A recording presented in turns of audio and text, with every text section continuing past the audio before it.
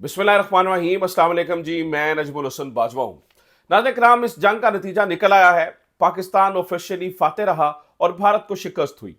अब आप इसे मुख्तलिफ मीठे झूठों से छुपाने की कोशिश करें, या अपने नेवी के, अपने बरी फौज के, या अपने फजाइया के अफसरान को बिठाकर रोज उनकी बेइज्जती करवाएं, यानी जिस तरह से भारत कर रहा है, उससे कोई फर्क नहीं पड़ेगा। बहरहाल इसका नतीजा ये है, बॉटम लाइन ये है कि पाकिस्तान जीत चुका है। अब उसके बाद की बातें हो रही हैं। पाकिस्तान जीत चुका, अब आगे क्या? नाज़रीन करام, सबसे पहला नतीजा पाकिस्तान की जीत का यह निकला है कि पाकिस्तान को तोहफातन एक बहुत ही शानदार इनाम से नवाजा जा रहा है। चीन की जानिब से पाकिस्तान को J-35 देने की बातें हो रही हैं, और ये वो लोग कर रहे हैं जो कि इस जंग के ऊपर नजर रखे, यानी कि ये यहां वहां से उड़ती उड़ाती बातें नहीं है। मैं आपके सामने सबूतों के साथ रखूंगा कि ये जो त्यारा मिलने जा रहा है, ये किस तरह से हमारे पूरे डायनामिक्स को तब्दील, यानी कि इस पूरे खित्ते के डायनामिक्स को तब्दील, डायनामिक्स से मुराद जो सिक्योरिटी डायनामिक्स है, उनको किस तरह से तब्दील करके रख देगा। किस तरह से यहां पर जो है ना वो जो अब ताकत का तवाजन है वो तब्दील हो जाएगा। J-35 ये क्या त्यारा है, ये क्या इसकी ताकत है, कितनी ताकत से ये दुश्मन पे वार करेगा, रफाल से कितना बेहतर है, 5th जनरेशन त्यारा है, और किस तरह से बिल्कुल पहली एयरफोर्स बहुत ऊपर है, और किस तरह से भारतीय एयरफोर्स के लिए ड्रोना ख्वाब साबित होगा। आज J-35 के बारे में मैं तफसीलन आपको बताऊंगा, लेकिन इससे हटकर भी चीजें हैं। मैं ये कह रहा हूं कि भारत ने शिकस्त तस्लीम कर ली है, और उसकी मैं जरा दो तीन रीजंस आपको दे देता हूं। सबसे पहली रीजन तो यह है कि नाज़रीन, कुछ देर पहले की खबर यह है कि भारत ने पाकिस्तान का जो पानी रोका हुआ था उसको खोल दिया है। वो बगलियार डैम के ऊपर आपको पता है कि एक बड़ा रेला जो है ना उसको रोका गया था। 80,000 क्यूसेक पानी वहां पे से गुजरा था, जबकि उसको रोककर सिर्फ एक दरवाजा खोला गया था, जहां से तकरीबन सिर्फ 10,000 क्यूसेक फिट पानी जो है वो बह रहा था। और ये पानी आपको पता है कि बह कर आता है चिनाब के अंदर। ठीक है, तो पाकिस्तान का पानी यहां पर रोक लिया गया था। अब सबसे बड़ी खबर नाज़रीन कराम ये है कि उस बगलियार डैम के पानी दरवाजों को खोल दिया गया है, वहां से पानी निकल। अब इसमें दो किस्म की राय हैं। पहली राय तो यह है कि भारत ने ऑब्वियसली इस पूरे जंग से जो अंडरस्टैंडिंग हुई, जो अमेरिका बीच में इन्वॉल्व हुआ, शायद उस अंडरस्टैंडिंग को होते हुए भारत ने बगलियार डैम के दरवाजे खोल दिए हैं, और यहां पर आप जो है वो पानी बह रहा है, और उसकी फुटेज भी आ गई है बाय द वे। दूसरी इसके ऊपर पर्सपेक्टिव ये है, जैसे अशोक अशोक सवाइन जैसे जो लोग हैं जो तज्जिया कर रहे हैं इसके ऊपर, वो ये बता रहे हैं कि भारत के अंदर ये कैपेसिटी नहीं थी, इसने इसका मुंह छोटा था, इसने हड अपने मुंह में ज्यादा डाल लिया था। पाकिस्तान के हिस्से का जो पानी आता है नाज़रीन कराम, जो पाकिस्तान यानी ये इंडस वाटर ट्रीटी के तहत पाकिस्तान के हिस्से में आता है, वो आता है तकरीबन 135 मिलियन एकड़ फुट। ठीक है, भारत इसमें से पूरा जोर लगा के भी, यानी कि अपना एंड जोर लगा के भी, ज्यादा से ज्यादा 3 मिलियन एकड़ फुट पानी जो है वो जखीरा कर सकता है। उसको 133 मिलियन एकड़ फुट पानी पाकिस्तान को रिलीज करना ही है।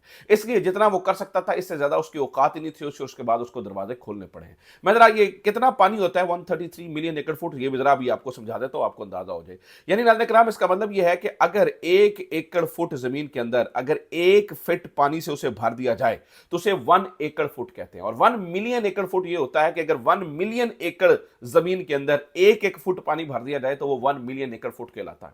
इसी तरह से जो पाकिस्तान का हिस्सा बनता है वो 133 मिलियन एकड़ फुट बनता है। वैसे इससे इस यहां से जो है ना वो कम से कम 136 मिलियन एकड़ मिनिमम, और ज्यादा से ज्यादा 138 मिलियन एकड़ फुट पानी गुजरता है इन दरियाओं से, जहां से जो पाकिस्तान का हिस्सा है। इसमें से भारत को इजाजत दी गई है कि आप 3 मिलियन एकड़ फुट पानी स्टोरेज नहीं आप कर सकते, आप इस्तेमाल कर लिया करें हाइड्रो के आपके जो प्रोजेक्ट्स हैं उसके लिए। लेकिन भारत ने इस पानी को रोकने की कोशिश की है। अब नाज़रीन कराम देखिए, जंग को उधर इनके जो है ना वो जहाज गिरे हुए हैं, इधर उनके पायलट्स मार खा के गिरे हुए हैं, और उधर से इनको पानी छोड़ना पड़ा है। तो ये बात, आप इस बात को समझिए कि ये छोटी बात नहीं है। यानी भारत अब मुकम्मल, और फिर शिकस्त की एक और कहानी, यानी आज आपको पता है कि इन्होंने तीनों लोगों को बिठाया हुआ था। अभी कुछ देर पहले आपको पता है कि दोबारा से एक प्रेस कॉन्फ्रेंस हुई है, भारत की प्रेस कॉन्फ्रेंस, जिसमें इनके डीजीएमओ भी बैठे हुए थे, इनके रिप्रेजेंटेटिव जो फजाइया के हैं वो भी बैठे हुए थे, इनके जो बरी के रिप्रेजेंटेटिव हैं वो भी बैठे हुए थे। अब बात जो समझने की जरूरत है ना उसको समझिए, आपको थोड़ा सा अंदाजा होगा। देखिए नाज़रीन कराम, जीतता और हारता कौन है ना, उनकी शक्लें देख के पता चल जाता है। वो बेचारों के साथ इतना ज्यादती कर रहे हैं ना मेरे ख्याल से, क्योंकि वो एक तो उनके जो है ना वो त्यारे गिर गए, आप झूठ को कितना ही डिफेंड कर सकते हैं। अब वो बार बार वो भारती साहब हैं जो एयर मार्शल हैं मेरे ख्याल से उनके, और उनसे ये सवाल किया जाता है, पूछा जाता है कि भाई आप बताएं कितने तैयारे मारे हैं, उनके पास जवाब नहीं है। आज भी कई बातों पे बेचारे वो थत-फत हो गए, वो कहते हैं नहीं हम स्टैटिस्टिक्स दे ही नहीं सकते, हमारे पास यानी इस वक्त जो है ना वो हम जो है ना वो थोड़े से रोके हुए हैं। यानी कि मुझे लगता है ये अपने अफसरान को जलील करवा रहे हैं भारत, और उनके चेहरे मरे हुए, डूबे हुए। आज शायद स्पेसिफिकली उनको कहा गया था, कल उन तक फीडबैक पहुंचा था, वो तस्वीरें वायरल होती हुई पहुंची थी कि यार ये पाकिस्तान के अफसरान तो हंसते हंसते प्रेस कॉन्फ्रेंस करते हैं।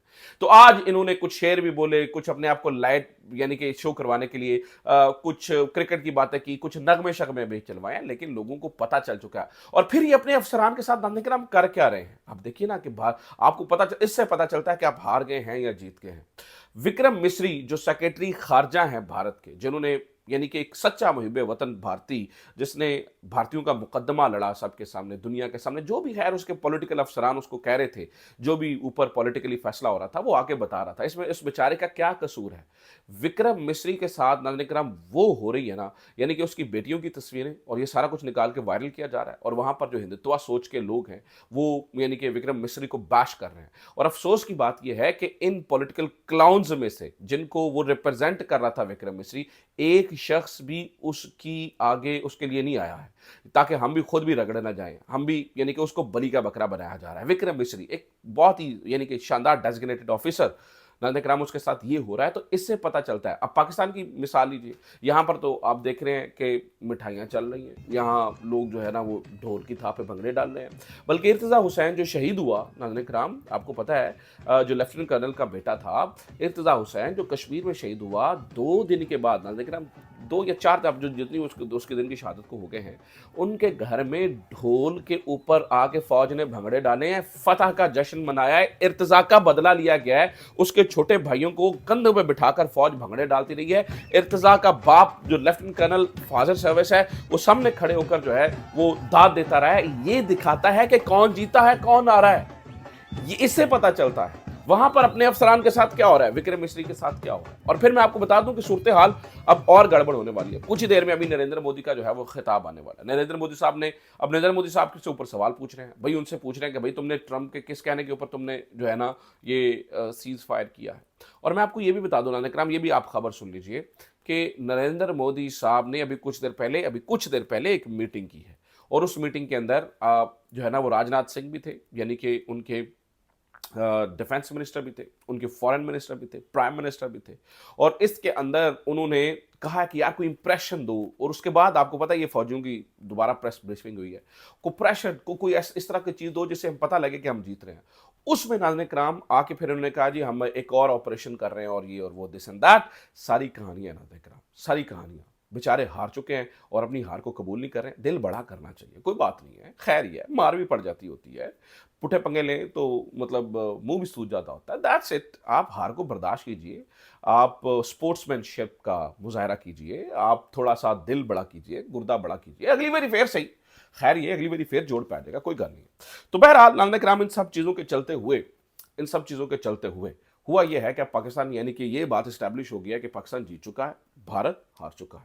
अब पाकिस्तान को नाज़रीन कराम उस जीत के इनाम भी मिलना शुरू हो चुके हैं। सबसे पहला इनाम और तोहफा मिल रहा है चाइना से।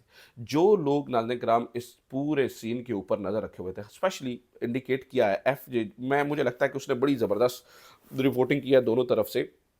उसने ये बताया कि दोनों यानी कि पाकिस्तान और चीन के एक्सपर्ट्स बता रहे हैं कि पाकिस्तान को F-35 त्यारा दिया जा रहा है।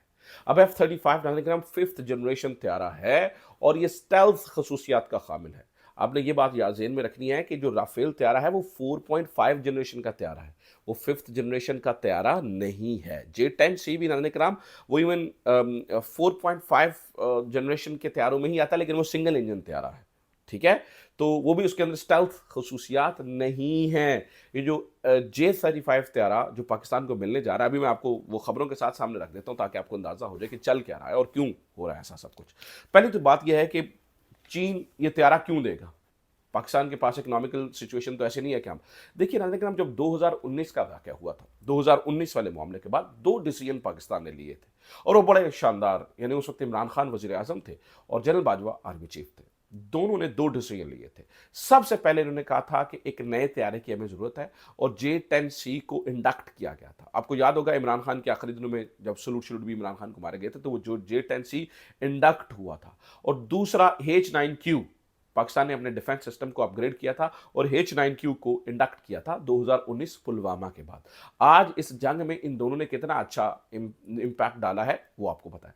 आज भारत के जो अफसरान कह रहे थे वो भी बड़ी शानदार बात थी। वो ये कह रहे थे कि देखिए हर लड़ाई मुख्तलिफ होती है, इस दफ़ा की लड़ाई 2019 की लड़ाई से मुख्तलिफ थी। ऑब्वियसली जो अगली लड़ाई होगी उसके लिए आपको अभी से तैयार करना पड़ेगा, अपनी से अपने आप को प्रिपेयर करना पड़ेगा। तो उसके लिए देखिए नाज़रीन इकराम, पाकिस्तान को J-35 की ज़रूरत है। अब मैं आपको बता रहा हूं कि दोनों तरफ के सिक्योरिटीज राय बता रहे हैं कि ये जल्दी हो जाएगा। चाइना क्यों करेगा? क्योंकि चाइना की मार्केट वैल्यू, अब चाइना को अपनी ये डिफेंस प्रोडक्ट्स बेचने में मुश्किलात का सामना था। ठीक है, सच्ची बात है, वो बहुत शानदार काम नहीं कर रहा था डिफेंस प्रोडक्ट को पर्टिकुलरली लेकर। यूरोप के ऊपर जो लोग ज्यादा मुनहसर है या अमेरिका के ऊपर ज्यादा मुनहसर है डिफेंस प्रोडक्ट को लेकर, या फिर रशिया बड़ी जबरदस्त है। अब जब से पाकिस्तान ने शूट किया नाज़रीन इकराम राफेल को, और ये तो जो J-10 बनाने वाली कंपनी है नाज़रीन इकराम, उसके जो शेयर्स हैं वो 40% ऊपर चले गए, 40% ऊपर चले गए हैं। तो पाकिस्तान तो चलती चलाती मार्केटिंग है, यानी कि ऐसी ऐसी जगहों के ऊपर तो आप फ्री प्रोडक्ट दे दिया करते हैं सेल्स के सूर्य। ठीक है, तो बड़ी यानी कि ये मैं एज राह तफन्नुन आपके सामने बात कर रहा हूं। तो J-35 चाइना देगा, उसकी अपनी जरूरत है पाकिस्तान को देना, पाकिस्तान को मजबूत करना, वो तो हंसी खुशी देगा। देखिए ना, नरेंद्र मोदी ने हमारे लिए कितना बड़ा काम किया है। हमारे अंदर के दरमियान यानी जो प्रॉब्लम्स थी उनको खत्म करवाया, यूनिटी पैदा की। हमारे जो डिप्लोमेटिक गैप्स थे, हमारे दोस्त जुबैर अली खान ने बड़ा अच्छा लिखा है इसके ऊपर कि जो डिप्लोमेटिक गैप्स थे उनको ब्रिज अप करवाया। ये नरेंद्र मोदी ने हमारे लिए, उसकी मेहरबानी है भाई, उसने हमारे से पंगा लिया और वो सारी चीजें होगी। अब ये जो J-35 है नाज़रीन इकराम, मुख्तलिफ अखबारें, जैसे कि मैं आपको बता रहा हूँ ये जनवरी 31 की खबर थी 2025 की ही, कि जो है वो पाकिस्तान J-35 तैयारी ले रहा है। फिर इसी तरह से आप ये साउथ चाइना मॉर्निंग पोस्ट की खबर भी देखिए, उसके अंदर भी यही बात हो रही है कि J-35 पाकिस्तान ले लगा। इससे Pakistan plans to acquire 40 planes of China's latest stealth from J-35। ठीक है, अब ये इकोनॉमिक टाइम्स भी छाप रहा है और इसी तरह से इंडिया के मुख्तलिफ अखबार भी छाप रहे हैं। ये जो J-35 तैयार डालने का नाम, ये हैबत तारी कर देगा दुश्मन के ऊपर। दो चार चीजें, नंबर वन तो एक स्टेल्थ है, रेडार में नहीं आएगा। नंबर टू नाज़रीन इकराम, ट्विन इंजन है, 1.8 मार्क की स्पीड, 8000 किलो अपने ऊपर बारूद लेके जा सकता है। और इसके अंदर जो लगने वाले मिसाइल्स हैं वो PL-15, PL-10 और बाकी अंदर लगने वाला असलहा है। इसके अलावा नाज़रीन इकराम, इस तैयारे की सबसे अच्छी बात जो है वो ये भी है कि यानी कि ये इलेक्ट्रॉनिक वॉरफेयर के अंदर बहुत कारगर साबित हो सकता है। और 5th जनरेशन का तैयारा, इस रीजन का पहला 5th जनरेशन का तैयारा होगा। भारत के पास जो है वो 5th जनरेशन नहीं है, ऑब्वियसली चाइना के पास है। उसके बाद अगर किसी के पास आएगा तो वो पाकिस्तान होगा। अभी तक चाइना ने इसकी एक्सपोर्ट शुरू नहीं की है। और जो ये तैयार है ना J-35, ये अमेरिका के F-35 और जो रशिया के Su-57 के मुकाबले का तैयारा है। तो अल्लाह करे पाकिस्तान के आर्सनल में एक और इजाफा हो और पाकिस्तान दुश्मन को मुंह तोड़ जवाब दे सके। जीत मुबारक, नया तोहफा मुबारक, अल्लाह करे ये जल्दी इसके